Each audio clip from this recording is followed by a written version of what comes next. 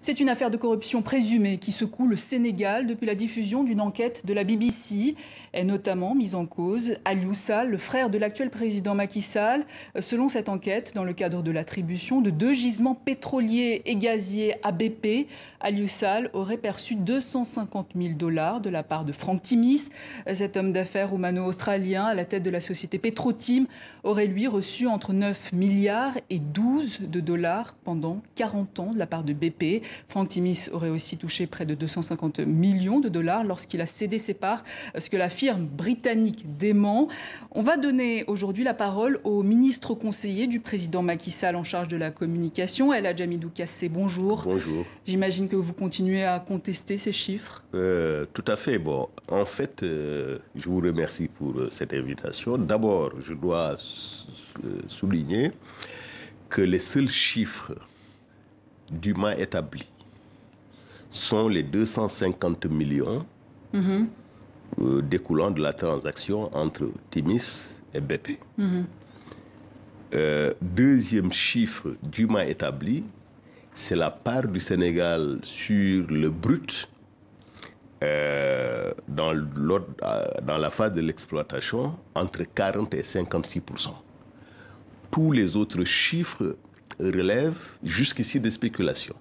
D'autant plus que ni BP, ni Timis n'ont confirmé les chiffres astronomiques de 9 à 12 milliards de dollars. Alors le président Macky Sall a demandé au procureur général l'ouverture d'une enquête complète, donc on attend les résultats de l'enquête. Concernant l'attribution de ces concessions, on va essayer de comprendre.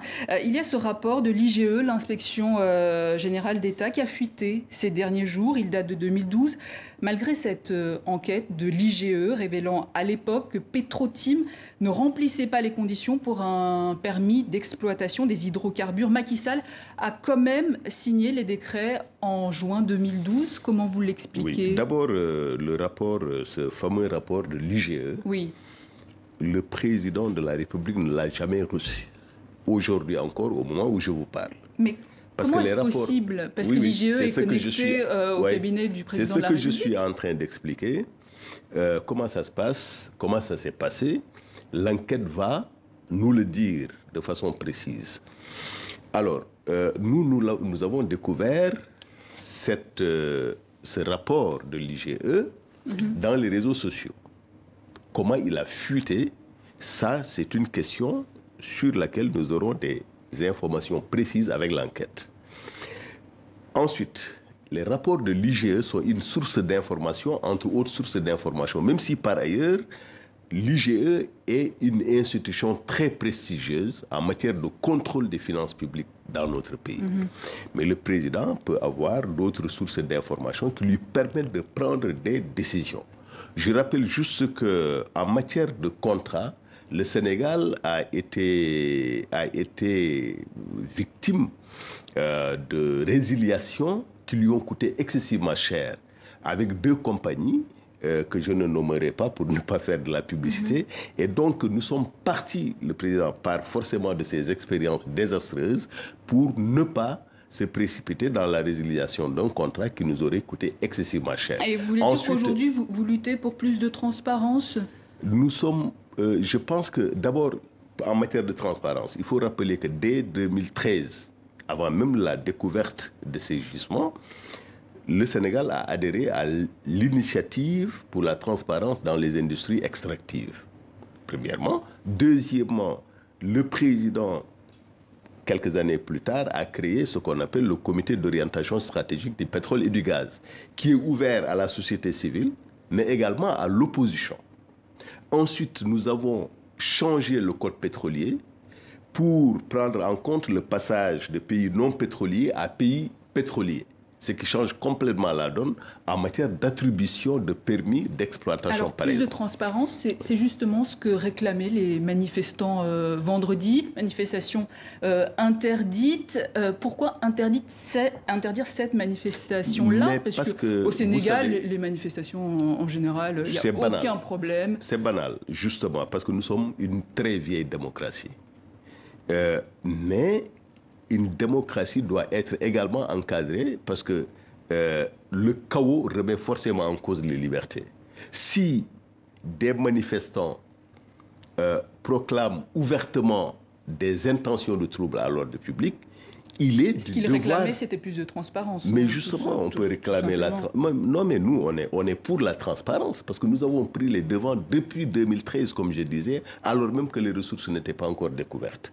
Mais lorsqu'il y a oui, elles ont été découvertes en 2014. Hein. Comment? Elles ont été découvertes en 2014. 2015 au Sénégal. 2015, voilà, c'est en 2015. Mais lorsqu'il y a risque de trouble à l'ordre public, il est du devoir de l'autorité de prendre les devants pour ne pas laisser pour que le chaos ne s'installe pas. C'est tout. Mais sinon, la liberté d'expression n'a jamais été aussi intense qu'aujourd'hui chez nous. La liberté de manifestation, elle est inscrite dans la Constitution. Pour en revenir à Aliou Sall, monsieur le ministre conseiller, vous contestez les chiffres, mais la BBC a des preuves. Elle a diffusé la trace bancaire d'un virement de 250 000 $ officiellement, des taxes dues à l'État sénégalais. Or, le montant a été versé à une société, Agritrans, société qui appartient à Aliou Sall. Est-ce que cette somme ne devait pas revenir à l'État sénégalais, tout simplement, attention, ou au peuple sénégalais? Oui, là, je crois qu'il y a de l'amalgame.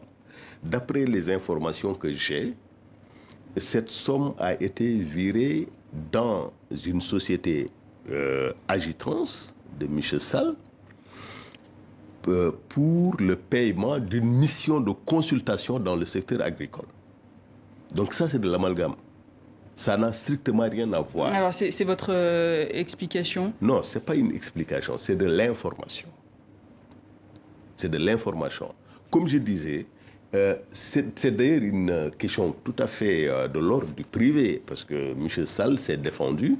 Je pense que on doit prendre également en compte les arguments qu'il a développés. Il a montré que ça, c'est une somme qui a été virée dans un compte parce que résultant d'une mission de consultation. Alors, il y a un chiffre qui n'est pas contesté. Qui n'a rien à voir avec des taxes ou des impôts. Alors il y a un autre chiffre qui n'est pas contesté, c'est celui des 25 000 $ par mois touchés par Aliou Sall. Mais ça, c'est un contrat entre un employeur et un employé. Je peux tout pas à me fait, prononcer. et ce qui est tout à fait normal. Mais il se trouve qu'en 2012, Aliou Sall était à l'époque conseiller technique à l'ambassade du Sénégal en Chine. Et selon la loi sénégalaise, un haut fonctionnaire ne peut pas créer une entreprise privée. Comment vous l'expliquez? Je pense, madame, que sur ce, il faut prendre acte de la décision du président de la République de laisser libre cours à la justice.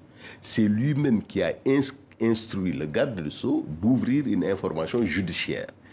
Et donc, dans cette perspective-là, toutes les personnes qui sont concernés de près ou de loin, directement ou indirectement, répondront devant la justice, apporteront des témoignages, et en ce moment, toutes ces questions qui relèvent aussi du privé mais monsieur le ministre, seront justement... Monsieur le ministre conseiller, est-ce que ce n'est pas plus sain pour tout le monde qu'Aliou Sall démissionne tout simplement? Je rappelle qu'il est directeur de la Caisse des dépôts de consignation et consignation du Sénégal, nommé par le président Macky Sall en 2017. C'est d'ailleurs l'un des principaux reproches que le Sénégal faisait à la famille Wade.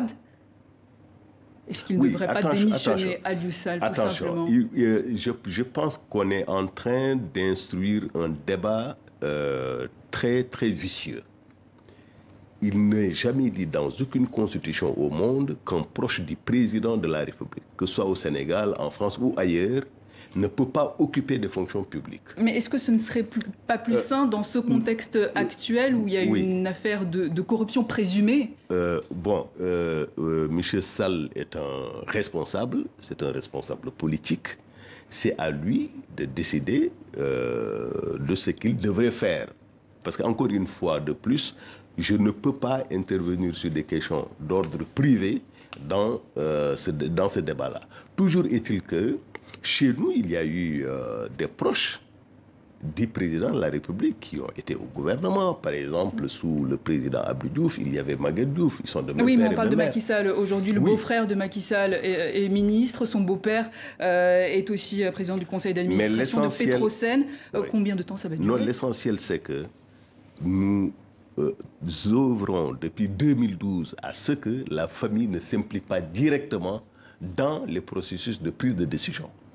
Parce que vous rappelez ce qui s'est passé juste avant l'avènement du président Macky Sall au pouvoir, c'est vrai, c'était un traumatisme. C'est un traumatisme. que les Sénégalais ont vécu.